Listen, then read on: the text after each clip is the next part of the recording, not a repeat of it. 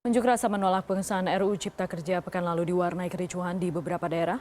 Polisi menangkap 5.000 lebih demonstran. Unjuk rasa diduga ditunggangi pihak tertentu yang bukan buruh ataupun mahasiswa. Polisi sudah menyampaikan ini juga. Kita bahas ini dengan narasumber bergabung secara virtual adalah Mas Stanislaus Rianta. Mas Stanis adalah analis intelijen dan keamanan Universitas Indonesia. Mas Stanis, selamat malam. Terima kasih atas waktu Anda. Selamat malam, Mbak. Mas Stanis, sudah disampaikan juga oleh polisi memang ada yang menunggangi, bukan buruh, bukan mahasiswa. Ada beberapa yang mengatakan ini kelompok anarko, tapi disampaikan juga sebagian besar yang membuat kericuan adalah pelajar. Analisis Anda sejauh ini bagaimana untuk melihat unjuk rasa yang berlangsung sejak tanggal 5 hingga 8 kemarin? Ya, kalau saya melihat pada tanggal 8 kemarin puncaknya itu ada 3 kelompok utama. Yang pertama adalah kelompok yang murni melakukan unjuk rasa, yaitu buruh dan mahasiswa. Mereka mempunyai isu yang harus disuarakan karena terkait dengan penolakan terhadap Undang-Undang Cipta Kerja. Saya kira kelompok ini clear, jadi mereka memang menyuarakan sesuatu dan ini dilindungi oleh undang-undang. Ada kelompok kedua, yaitu kelompok kalau saya menganggap adalah follower. Jadi mereka hanya ikut-ikutan saja. Mereka itu pelajar dan unsur masyarakat lain yang terprovokasi atau merasa terpanggil untuk mengikuti unjuk rasa ini. Nah, masalahnya isu yang mereka terima itu berasal dari konten-konten yang banyakkan hoax. Nah, kelompok ketiga adalah kelompok penumpang gelap. Ada paling frontal saya lihat adalah kelompok anarko. Mereka adalah kelompok-kelompok yang anti kemapanan. Dia menumpang di momentum-momentum seperti ini lalu mereka melakukan kerusakan. Selain itu ada juga kelompok politik. Terlihat dari isu-isu yang mereka suarakan, isu-isu politik termasuk untuk melengsarkan presiden dan lain-lain. Ada juga di dalam kelompok penumpang gelap ini ada orang-orang yang intoleran. Mereka menyuarakan konten yang rasisme, isu yang rasisme, bahkan anti-etis tertentu. Kita bisa lihat di meme-meme yang dikeluarkan di media sosial. Nah, kelompok inilah yang kelompok penumpang gelap ini yang memprovokasi. Mereka termasuk memprovokasi kelompok pelajar. Nah, kelompok pelajarnya adalah generasi muda yang punya energi berlebihan, yang selama beberapa bulan ini mereka terpaksa di rumah, tidak bisa mengikuti sekolah. Lalu ketika ada kesempatan seperti ini mereka keluar, diprovokasi, lalu mereka terpancing. Bahkan kelompok buruh dan mahasiswa pun ketika terpancing di masa yang sangat banyak, mereka bisa terpancing untuk melakukan aksi seperti itu. Oke, Mas Stanis, tapi kalau misalnya Anda lihat tadi Anda mengatakan kelompok anarko ini juga beberapa kali sudah disebut oleh polisi. Mereka bisa muncul sendiri atau menurut Anda ada yang lain di belakang mereka? Seperti dugaan polisi ya, selama ini soal aktor itu. Ya, kelompok mereka memang berkali-kali muncul di beberapa momentum seperti waktu kemarin unjuk rasa masalah undang-undang KUHP, kemudian waktu Pilpres itu mereka muncul. Mereka memang kelompok-kelompok yang eksis, yang anti kemapanan dan mereka melawan pemerintah dengan cara melakukan perusakan, kekerasan, bahkan pembakaran. Nah, ketika ada situasi seperti ini mereka menumpang situasi. Tetapi sangat dimungkinkan ketika ada pihak tertentu yang mengkondisikan mereka supaya ikut turun. Caranya dengan melemparkan isu-isu atau hoax yang mereka terima, lainnya mereka terdorong untuk melakukan seperti itu. Pengkondisian hanya soal untuk memberikan narasi atau logistik juga? Ya, kalau soal logistik memang harus diselidiki. Mudah-mudahan seperti kasus yang di Medan, hari ini ada yang 1 orang yang diamankan oleh polisi kan dicurigai memberikan logistik.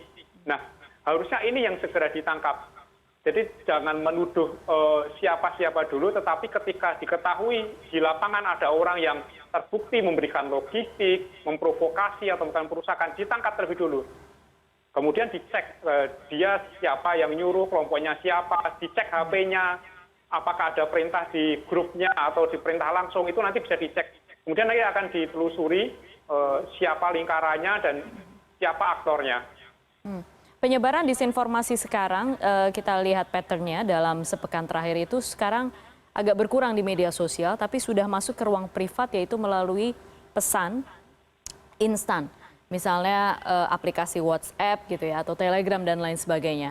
Ini memang yang lebih baru dan dirasa lebih efektif untuk membakar massa menurut Anda? Saya kira mereka menghindari pelacakan juga. Ketika di grup kan akan mudah terpantau. Jadi mereka melakukan pesan secara privat supaya tidak terpantau. Nah, ini harusnya tim cyber melacak siapa sebenarnya sumber dari informasi ini.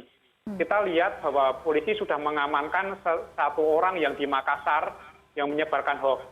Ya, ini harusnya terus dikembangkan. Ya, apakah dia berdiri sendiri, apakah ada orang lain? Karena dari hoax inilah orang terpacu untuk melakukan aksi-aksi perusakan seperti ini. Mas Tanis, ada kecenderungan kalau misalnya kemarin sudah ricuh, kemudian pemain yang sama mungkin tidak bermain lagi.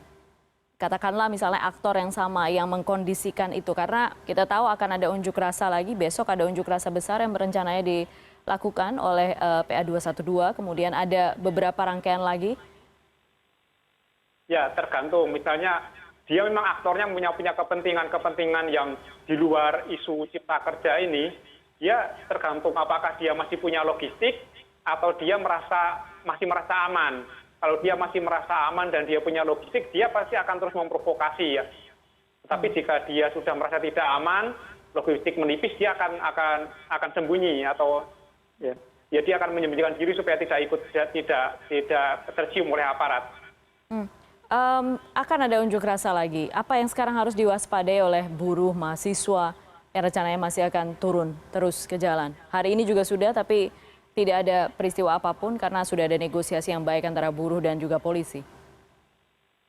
Sebaiknya seperti ini. Kalau misalnya buruh dan mahasiswa yang memang murni menyuarakan aspirasi, koordinasi dengan polisi, koordinasi dengan aparat keamanan untuk minta dikawal di barikade supaya tidak ada penyusup.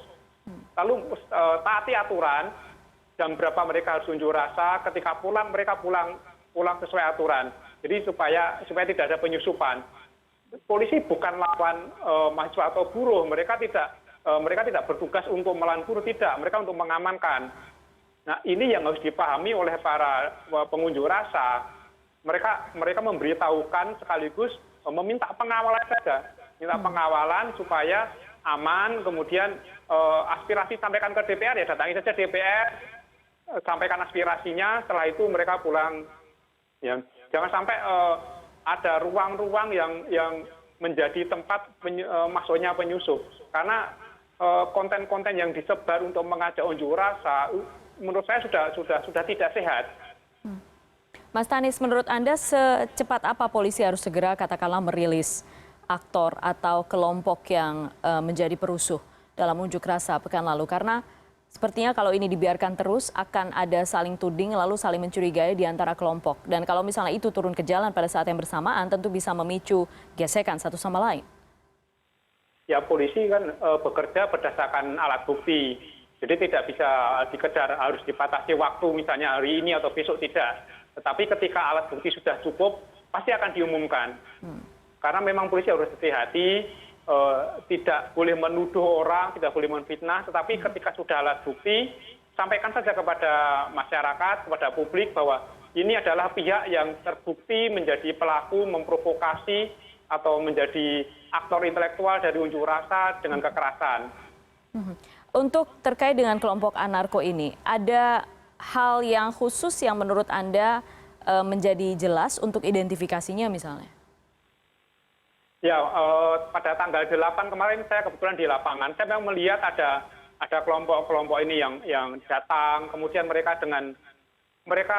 masuk ke kelompok pendemo itu dengan ciri khas masih anak muda, tetapi dengan jaket, saya melihat ada yang menggunakan besi, sudah menggunakan senjata. Jadi alangkah baiknya ketika nanti unjuk rasa diperiksa saja, polisi diperiksa saja. Jika ada orang-orang yang sudah menggunakan senjata atau batu atau besi, langsung diproses hukum. Karena itu bukan perangkat untuk melakukan unjuk rasa. Dan saya kira buruh dan mahasiswa harusnya bekerja sama dengan polisi untuk bersedia dicek apakah benar semua yang menjadi peserta itu adalah buruh dan mahasiswa, dan apakah semua steril dari alat-alat yang bukan untuk unjuk rasa. Kalaupun tidak dicek, paling tidak buruh dan mahasiswa. Kalau mahasiswa tuh biasanya identifikasinya jelas. Dan biasanya ada klaster-klaster sendiri, kelompok-kelompok kecil ya. Jadi lebih mudah untuk ini. Tapi kalau misalnya buruh, artinya mereka juga harus aware dengan siapa yang masuk, tiba-tiba bergabung gitu. Mereka bergabungnya terpisah-terpisah atau biasanya langsung bruk, langsung banyak gitu sih Mas Stanis? Macam-macam. Mereka melihat momentumnya seperti apa. Biasanya satu-satu gitu, atau bisa berbarengan. Tetapi ketika sudah terjadi situasi yang tidak kondusif, mereka akan muncul dan dia melakukan aksi-aksi yang dengan kekerasan. Dan ini kalau sudah situasi sudah chaos akan sulit membedakan karena mereka kadang menggunakan identitas yang mirip dengan yang lain. Tujuannya memang hanya untuk mengacau atau akan meninggalkan pesan? Karena kalau misalnya apakah ada khusus, misalnya ada kemarin yang dibakar adalah halte bus Transjakarta, itu kan seperti simbol ya?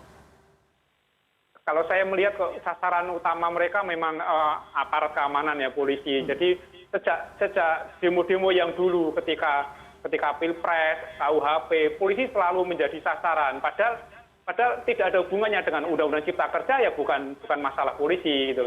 Polisi justru mengamankan mereka, bertugas untuk mengamankan. Tapi mereka selalu menyerang polisi. Saya lihat ini ada suatu pengkondisian kepada kelompok-kelompok anarko ini untuk menyerang polisi. Oke, dikondisikan seperti itu ya? Iya, ya. Oke. Dipancing dan dikondisikan seperti itu. Dipancing dan dikondisikan seperti itu. Mas Stanis, selain Anda mengatakan soal di lapangan mereka yang akan masuk berkamuflase sebagai buruh dan mahasiswa, apalagi yang harus diwaspadai sekarang? Ya, yang jelas isunya. Ketika ada unjuk rasa menyuarakan masalah konten Undang-Undang Cipta Kerja itu murni, ya tidak apa-apa, itu memang dilindungi oleh undang-undang untuk menyampaikan pendapat. Tetapi ketika ada isu-isu lain seperti turunkan presiden, kemudian masalah rasisme anti etnis tertentu, ini harus diwaspadai. Ini adalah penumpang gelap. Ya, ketika itu sudah keluar dari jalurnya ya, keluar dari tujuan unjuk rasa itu ya. Ya. Dan harusnya buruh dan mahasiswa yang punya kerja ini harusnya mewaspadai isu-isu tersebut.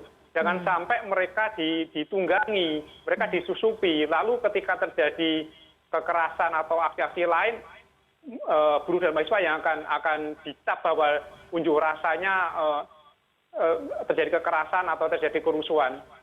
Oke, baik.